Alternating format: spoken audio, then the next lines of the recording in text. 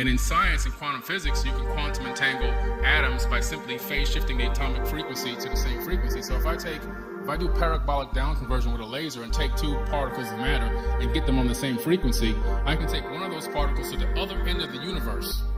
And then when I change the information or put data on the one that's local to me, the other one that's on the other end of the universe will change instantaneously to match. Okay, so that's incredible. That bypasses the speed of light. So what does that tell you? Distance is an illusion. Space is an illusion. Time is an illusion. Locality is an illusion. The fact that I'm standing up here now talking to you, I'm actually talking to myself.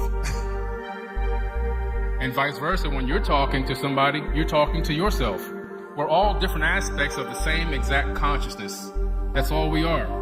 We're literally, consciousness divided itself into multi-Googles of entities to experience itself subjectively from various different perspectives on a data collection mission.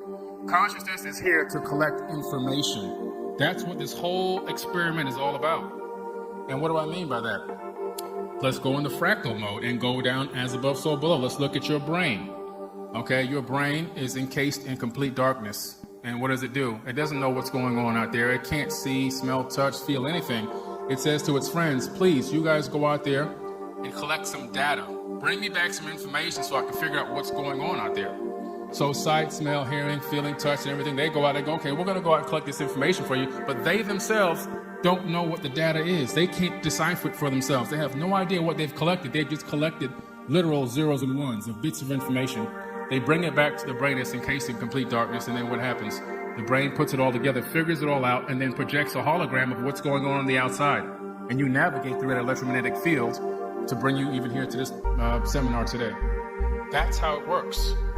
And when you quantum entangle, when he's talking about, when I see him here, he's talking about quantum entanglement, it lets you know that everything is connected. We're all connected. If you energetically, all of our particles, all the atoms that make up our bodies are all still connected. We still literally are all one. Separation is an illusion.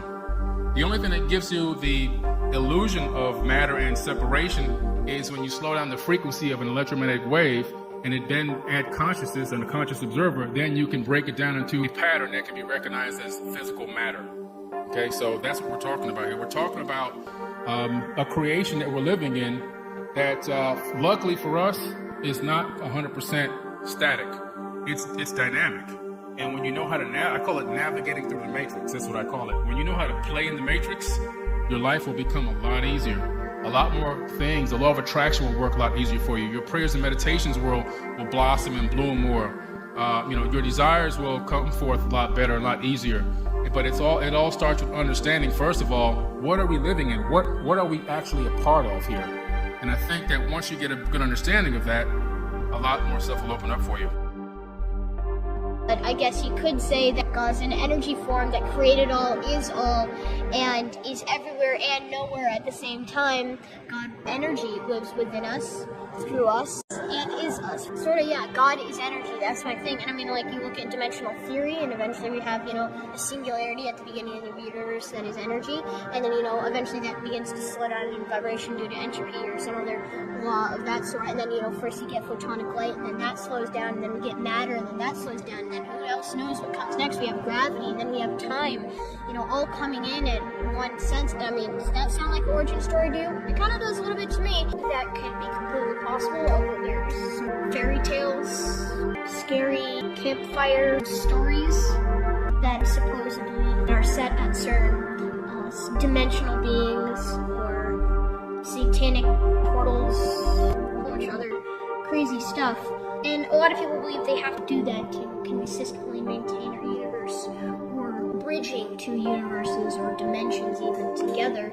Now, again, they're fairy tales.